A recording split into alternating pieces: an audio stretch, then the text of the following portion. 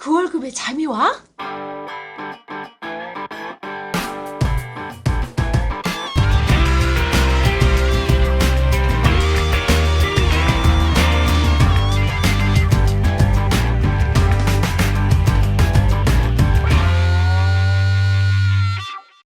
그 월급의 잠이와는 월급이 전부인 2천만 월급쟁이들의 불면증을 해소하는 방송입니다.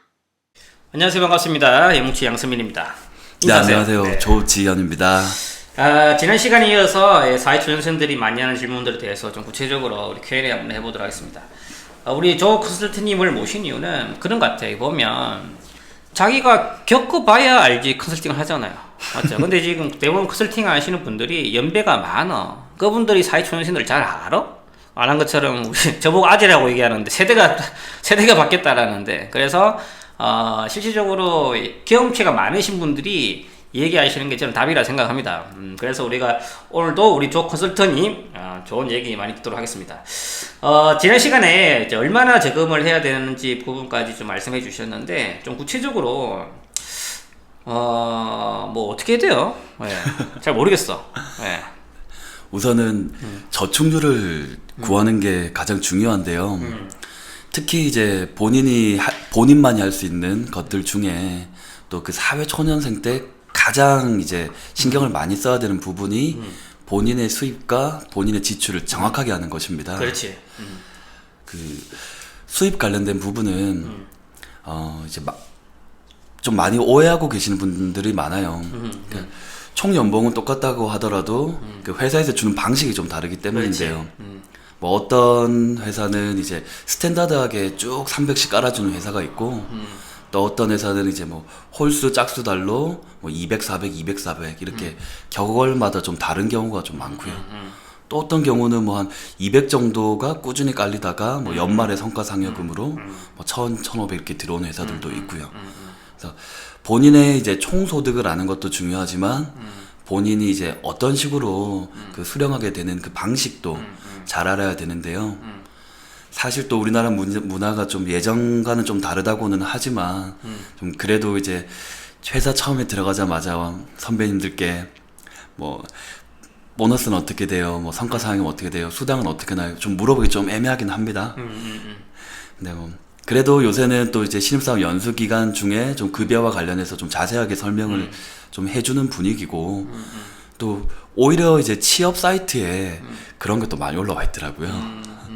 그래서 뭐 가끔씩 뭐 우스갯소리로 내 월급 어떻게 받는지 우리 회사 사람보다 다른 회사 사람들이 더 잘한다고. 그렇지. 네. 그래서 본인이 소득을 어떻게 받는지에 대해서는 네, 정보들이 많으니까요. 그런 것들을 좀 자세하게 좀 알아보는 그런 과정이 필요합니다. 그래서 수입을 알아야지 계획을 세우니까. 네, 맞습니다. 그 패턴을 알아서 예를 들면 200만 원, 400만 원을 벌면은 그 한 300만 원 정도 평균으로 잡고 계획을 세우는 연습들, 그런 부분들이 당연히 필요한 것 같습니다. 맞죠? 네, 맞습니다. 그리고 그 어때요? 요즘 이제 뭐 취업을 하게 되면 그 전과 후가 좀 뭐 소비 패턴이라든지 이런 것들이 좀 달라지는 게 있습니까? 사실 굉장히 많이 달라지죠. 그래, 어떻게 달라집니까? 뭐 예를 들어서 저희가 중학교, 고등학교 때 몇만 원씩 한 달 용돈 받다가 대학교 올라왔을 때 뭐 밥값이나 이런 것들 때문에 한 달 용돈이 확 뛰게 되죠. 그렇지. 그래서 처음에는 이렇게 많은 돈을 이렇게 생각하는데 나중엔 또 모자란단 말이에요. 근데 결국 취업하는 경우도 마찬가지죠. 취업 전에 비해서 쓸 수 있는 돈이 굉장히 많아져서 처음에 좀 넉넉하게 느끼는데 결국엔 또 그 많이 버는 돈에 또 소비 패턴이 또 적응을 한다라는 거죠. 근데 가장 문제는 이제 본인도 모르게 지출 규모가 커진다라는 게 문제인 거죠. 뭐 어떤 것들이 있어요? 네. 우선은 뭐 자연스럽게 좀 변하는 것들은 이제 뭐 본인의 씀씀이가 가장 중요하겠죠. 네. 그래서 이제 그 전에는 하지 못했던 것들을 좀 많이 하는 거죠. 뭐 많이 좀 놀러 다니기도 하고 좀 비싼 밥, 또 술도 좀 많이 사게 되고. 네. 또 그런 부분들이 있고요. 근데 사실 이런 부분은 이제 본인의 의지이기 때문에 조금 이제 말씀드리기가 좀 애매한 부분이 있고, 본인이 생각하지 못하는 지출들이 갑자기 튀어나온다라는 거죠. 뭐야 그게? 예를 들어서 이제 뭐 갑자기 월세를 네, 자취를 시작하게 돼서 이제 월세에 부담이 생기는 거죠. 그렇지. 근데 또 여기서 단순히 월세만 있는 게 아니라 뭐 관리비라든지 공과금 이런 것들이 사실 꽤 되잖아요. 뭐 원룸 기준으로 뭐 겨울에는 10만 원, 15만 원 넘어가죠. 이런 것들을 기존에는 부모님들께서 다 해주셨는데 이제는 본인이 해야 된다라는 그런 부분. 그래서 본인이 이제 직접 내본 적이 없는 지출들이기 때문에 특히 공과금 같은 경우는 네, 그런 것들은 충분히 잘 반영을 하셔야 되고요. 또 이제 딱 취업을 하자마자 좋지만 조금 안 좋은 일이 좀 생길 수도 있어요. 뭐가 있지? 그러니까 부모님께서 대신 무언가 뭐 주택 청약이나 뭐 실비보험 이런 것들 내주고 계셨는데 이젠 네가 내라. 그렇지. 네. 네가 보니까. 네. 혹은 동생 것까지 네가 내라. 뭐 이러는 경우도 있고요. 야, 그거는 진짜 이게 그 취업 전에는 생각지 못한 부분일 수도 있겠네. 네. 뭐 학자금 대출도 대표적인 또 예죠. 그렇다. 맞다.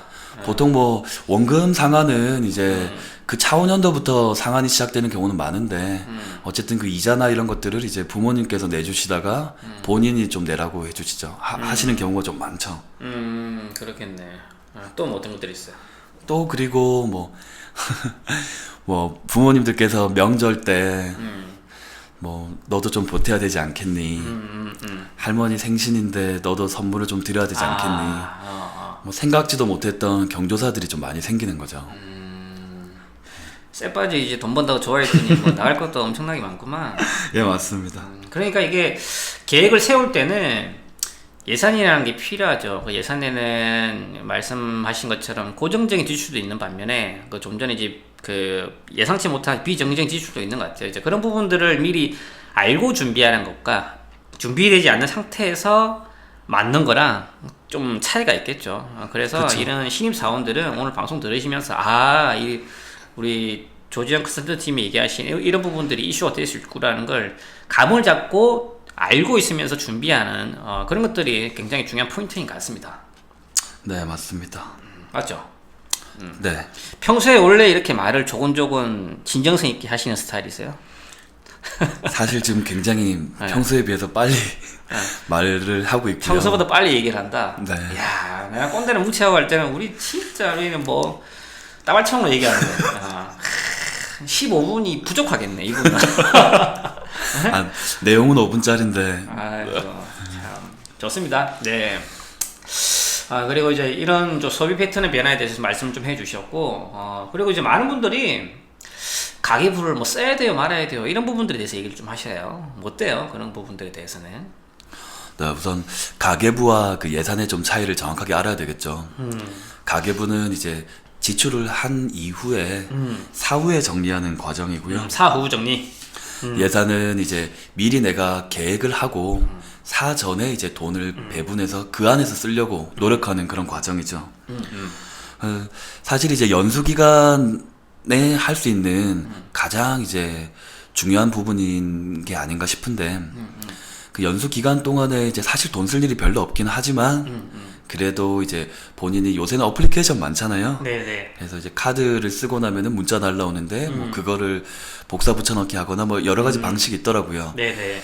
그런 어플리케이션을 보고 이제 예산을 먼저 세우기보다는 일단은 가계부를 한두 달 정도 이제 생각을 해보는 거죠. 그리고 이제 연수가 끝마치고 나면 이제 실제 본인의 어떤 소비들이 점점 드러나잖아요. 그래서 이제 그 연수 끝마친 한 달 정도까지는 가계부 정도를 한번 써보고 그거를 이제 보면서 뭐 반성하실 분 반성하고 너무 적게 쓰시는 분은 좀 더 즐기자 어떤 조금 더 올리던지 어떤 그런 예산 과정을 좀 거치면 좋을 것 같고요. 그 예산을 짜는 데 있어서 좀 지출의 종류를 좀 알면 되게 좋을 것 같아요. 네네네. 그 뭐가 있지? 지출의 종류를 이제 지출의 종류별로 나눠서 흔히들 얘기하는 이제 뭐 통장 관리, 뭐 계좌 관리, 통장 나누기 이런 것들을 시작하는 거죠. 우선 뭐 지출의 종류는 뭐 첫 번째 공적 지출이 있겠죠. 뭐 여러 가지 뭐 준조세라든지 혹은 뭐 처음에 바로 원천을 하는 그런 세금들이 있을 텐데 사실 공적 지출은 말 그대로 이제 무언가 공적으로 이루어지는 거기 때문에 본인이 어떻게 할 수 있는 부분이 없어요. 네네. 그리고 또 대부분 다 이제 원천을 떼고 이제 네, 수령을 받으시기 때문에 사실 또 네네. 신경을 쓸 필요는 없는 거고요. 그렇지. 네, 그래서 공적 지출은 우선 고려는 일단은 하지 마시고 음. 고정 지출이 있겠죠. 네네.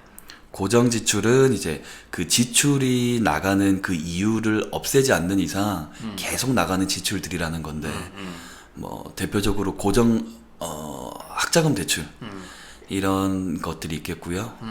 네, 뭐 그 이외에 뭐 집 관련해서 뭐 월세라든지 이런 것들이 있겠죠. 네, 고정 지출은 좀 장점이 예상을 할 수가 있잖아요. 예상을 할 수가 있기 때문에 줄이기는 힘들어도 예상은 굉장히 쉽게 가능하기 때문에 그냥 뭐 급여 통장에서 바로 자동이체를 걸어서 바로 그냥 뭐 네, 해결하는 걸로 생각을 하시면 되고요. 뭐 이제 사실 중요한 게 좀 변동 지출인데 변동 지출은 본인의 의지대로 늘리기도 줄일 수도 있는 그런 지출들이겠죠. 뭐 외식비라든지 택시비 이런 것들이 대부분이고요. 네. 네. 근데 이런 부분 때문에 반드시 예산이 필요한 겁니다. 그래서 여러 가지 뭐 어플리케이션, 가계부 어플리케이션에 보면 항목들이 쭉쭉쭉쭉 있잖아요. 네네. 식비, 교통비 뭐 등등 이런 것들을 본인이 한번 이제 의지를 반영해서 한번 써보는 거예요. 그래서 총액을 내고 뭐 실제 쓸 때는 이제 교통비 5만 원이라고 해서 딱 그렇게 맞춰 쓸 수는 없지만 총 생활비 정도는 이제 좀 자세하게 구해서 그 안에서 쓰려고 하는 노력들이 필요한 거죠. 근데 제가 상담을 하면서 가장 중요하게 여기는 지출은 바로 이제 변동 지출 내 계절성 지출입니다. 또 뭐야? 예. 계절성 지출은 이제 변동 지출이랑 큰 틀은 똑같은데 조금 다른 점은 이제 매달 고정적으로 발생은 하지 않는데 1년 단위로 보면은 좀 발생하는 지출들. 뭐 예를 들어서 뭐 자동차 보험료, 네. 뭐 휴가비 이런 것들이 있겠죠. 근데 이 지출은 좀 문제가 목돈으로 나간다는 게 그렇지. 문제예요. 네. 대부분의 그 계절성 지출은 목돈으로 나가기 때문에 네. 미리 준비를 하지 않으면 그달 생활비가 굉장히 쪼달리는 경우가 많고요. 그게 또 부족하면은 뭐 비상금 깨고 나중에는 막 저축까지 깨고 이래야 될 상황이 발생될 수가 있죠. 네네. 그래서 그래서 이제 계절성 지출을 저는 굉장히 중요시 여기는데 이게 뭐 사람들은 대부분 다 감이 없으실 거예요. 근데 일반적으로 뭐 여성분들 같은 경우는 뭐 의류비, 미용비, 화장품, 뭐 옷값 이런 것들 그리고 기타 뭐 휴가비라든지 뭐 명절 때 뭐 이런 것들 다 합치면은 저는 뭐 요새 젊은 친구들은 계절비가 1년에 한 4,500은 다들 넘어가시는 것 같아요. 그래 많이 써. 예. 근데 그 4,500을 한 달로 나누면 4,50 이상 와, 그지. 네, 이 되는 지출인데 이거를 전혀 계획을 하지 않고 그렇지. 네, 예산을 짜거나 혹은 예산도 짜지 않는 경우가 많아서 이게 뭐 저축을 하는 경우 저축을 할 때 그 네, 비상금을 깨거나 이제 저축을 깨는 경우가 굉장히 많더라고요. 그 대부분의 것들이 좀 계절성 지출로부터 발생하는 문제들이 아닌가.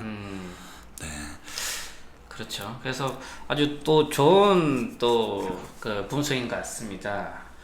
특히 이제 신입 사원들, 사회초년생들이 지출에 대한 관리를 뭐 중요한 얘기들에 대해서는 뭐 각종 자료들이 많이 있지만 이 계절성 지출, 비정기적인 것들을 관리하는 것들에 대한 중요성에 대해서는 또 색다른 시각인 것 같아요. 예, 그런 부분들을 이제 반드시 예산이 반영을 해야 된다.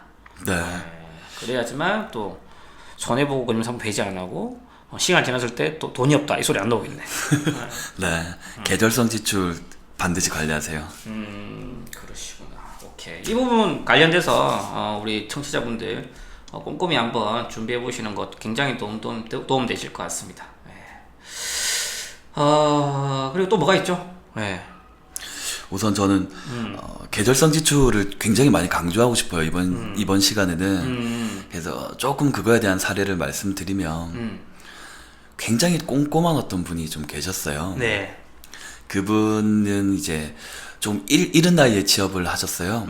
그리고 이제 지금 한 10년 정도 이제 근무를 하고 계시는 이제 그 생산지 관련된 분이신데 나이는 어리지만 직무 연수는 많고. 예, 맞습니다. 뭐 나이대는 나이대는 지금 32살 정도 32세. 되셨겠네요. 아, 일찍 조기 취업하셨구만. 네. 뭐 생산직이신가? 네네. 그 네, 고등학교 네. 졸업하고 바로 이제 네. 취업하신 분인데 그분은 이제 저축 의지가 상당히 강하세요. 그리고 굉장히 또 예산도 뭐 꼼꼼하게 가계부나 예산도 많이 세우시고. 네. 근데 생각보다 저축을 굉장히 못하신 거예요. 맞아. 네. 그런 사람 많아. 그래서 왜 그런지 굉장히 본인이 너무나도 좀 답답해 하더라고요. 근데 이제 다 이게 계절성 지출 때문이었습니다. 뭐 그분은 좀 지방에서 올라오셔서 또 희한하게 또 6남매시더라고요. 지방에서 올라오셔서 좀 가족애가 강하신 분인데 그뭐 명절이라든지 혹은 또 1년에 한 번씩 또 이제 그 가족 여행 꼭 가시더라고요. 최근에는 부모님께서 환갑이셔서 제주도 여행도 갔다 오셨는데 평소에 굉장히 아껴 쓰시고 이제 막 그 저축도 많이 하려고 하시는데 이제 그렇게 계절성 지출들이 굉장히 크게 발생을 하는 거죠. 그래서 그 밀려오는 어떤 카드 값이라든지 이런 것들 때문에 본인은 충분히 쓰지 않고 열심히 모은다고 생각은 하는데 막상 네, 카드 값이 굉장히 많이 나오더라고요. 근데 그게 계절성 지출 때문이었어요. 그 계절성 지출은 좀 사실 장점이 목돈으로 발생하긴 하나 매달 발생하는 게 아니기 때문에 모을 수 있는 시간이 있다라는 게 또 장점이에요. 그렇네. 그래서 뭐 월 평균 얼마 정도 이제 필요하겠다라는 것을 계산을 하시고 다른 통장으로 이제 그것을 빼놓으셔서 미리 조금 준비를 하시면은 이제 그 상황이 발생이 되더라도 이제 그 안에서 해결하거나 혹은 그 안에서 이제 일부를 해결할 수가 있는 상황이 되는 거죠. 네. 그래서 계절성 지출은 뭐 본인이 이제 학생 시절에는 거의 다 뭐 쓰지 않았던 혹은 이제 부모님께서 대신해 주셨던 그런 대부분의 지출들이기 때문에 예상하기가 굉장히 힘든데 이 부분을 좀 생각을 많이 하시고 조금 넉넉하게 잡으셔서 이제 모으시는 습관을 가지는 게 저는 이제 현금흐름 관리하는 데 있어서 가장 중요하다고 생각을 합니다. 좋네. 계절성 지출. 그래서 많은 분들이 돈을 못 모은다는 게 어찌 보면 좀 그런 부분들인 것 같아요. 나도 그렇네. 저도 그래요. 저는 시계 욕심 많아. 시계. 그놈의 시계. 참네. 차 욕심은 없고. 차 욕심은 참. 재밌네요. 또 다른 시각에서 풀이해 주시는, 그리고 또 그걸 또 전문적인 시각과 그동안의 경험으로서 녹아내는 이런 부분들이 저 역시도 많은 좀 도움이 되는 것 같습니다. 어떻게 우리 또 신입사원분들 좀 도움 되시죠? 그래서 뭐 좀 궁금하신 부분도 있으시다면 저희 머니스토리TV 홈페이지 들어오셔서 간략하게 메모 남겨주시고요. 좀 쉬었다가 다시 한번 우리 Q&A 진행하도록 하겠습니다. 감사합니다.